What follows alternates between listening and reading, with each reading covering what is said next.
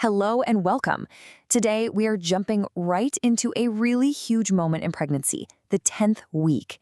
Seriously, this is a time of such incredible, fast-paced transformation. The very definition of your baby is about to change, and you are probably feeling it in some pretty new and surprising ways. So let's get right to it. This week is a massive shift. That early, intense, foundational time known as the embryonic period, it's officially over. A whole new chapter is about to begin. But to really get what the shift means, we've got to look at the amazing story that's unfolding inside the womb. The changes are happening at a truly breathtaking pace. So let's zoom in and take a look. So what's the big deal with this name change, from embryo to fetus? Well, it's a huge milestone. It means that the fundamental blueprint of a tiny human is now complete. Yep, all the major organ systems, we're talking heart, brain, lungs, all of it. They're all there in their basic form.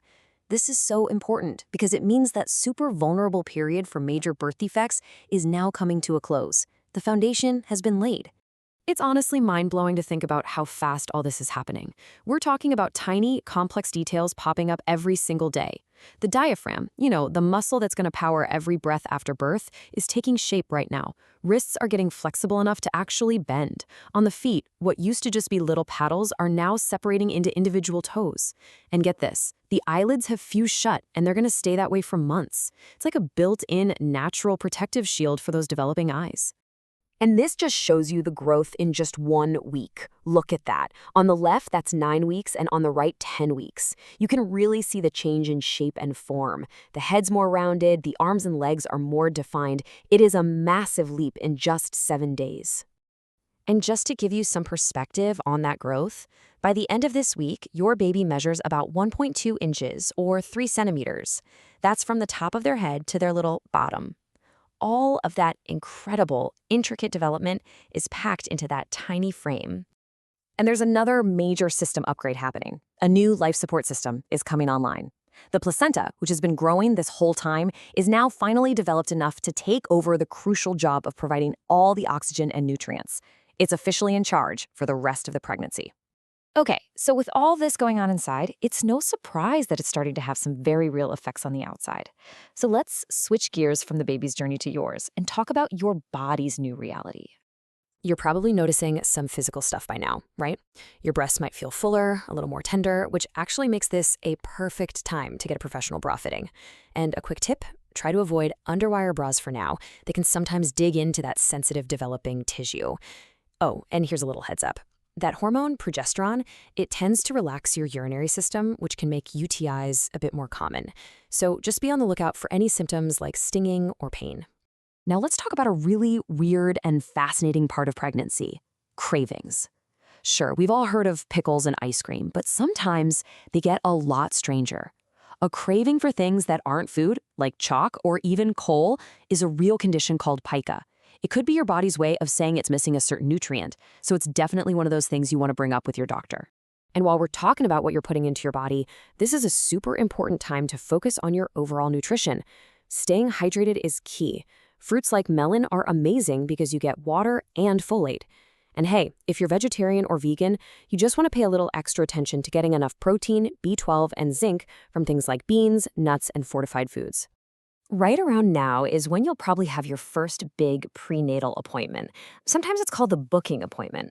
And honestly, it can feel like a lot. So many questions, so many tests. So let's just break down what you can expect so it's not so overwhelming. The whole appointment is really structured, and it's all about getting a complete picture of your health. Your doctor is going to ask about your medical history, your partners, your families. Then they'll do a physical check, height, weight, blood pressure. And then come the blood and urine samples, which give them a ton of useful information. And those blood tests? They check for a lot of things, and for very good reason. They'll look at your iron levels for anemia, figure out your blood group and Rh factor, which is really important for making sure your blood is compatible with the baby's, and check your immunity to stuff like rubella. They also screen for infections like hepatitis B, syphilis, and HIV, plus certain genetic conditions. Now, for some people, that first scan can bring a really big surprise, multiples. And if you find out you're expecting twins, that brings up some special things to think about, especially when it comes to all this prenatal testing. Okay, this is so important to understand the difference between two main types of tests. First, you have screening tests. These do not diagnose anything.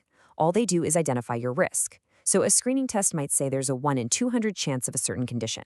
Then you have diagnostic tests. These are offered if a screening comes back high risk, and they give you a definite yes or no answer. Now, here's the key thing if you're expecting twins. Those standard blood screening tests can be kind of misleading. See, your hormone levels are just naturally higher with more than one baby, and that can mess with the results. That's exactly why a specific ultrasound called the nuchal translucency scan is considered the best and most accurate screening method for twins. And this image shows you exactly what they're looking for in that scan. The sonographer is measuring that tiny collection of fluid at the back of the baby's neck. You see it there in red. A larger amount of fluid at this stage can indicate a higher risk for certain chromosomal conditions, which would then, of course, lead to a conversation about those diagnostic tests. So, as we wrap things up on week 10, let's just circle back to that huge milestone we started with. That switch from embryo to fetus, it's not just a change in terminology. It is a fundamental shift that sets the stage for absolutely everything to come. You have officially reached the end of the most critical, most complex developmental phase. Think of it like building a house. The foundation is poured, the framing is up, the roof is on. The essential blueprint is totally complete.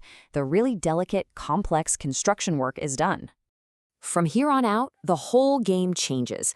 The focus shifts from formation to maturation. For the next 30 or so weeks, all those tiny organs are just going to grow, practice their jobs, and get ready for life on the outside. The architectural work is finished. Now it's time to furnish the rooms. And it really makes you wonder, doesn't it? What will the next 210 days build?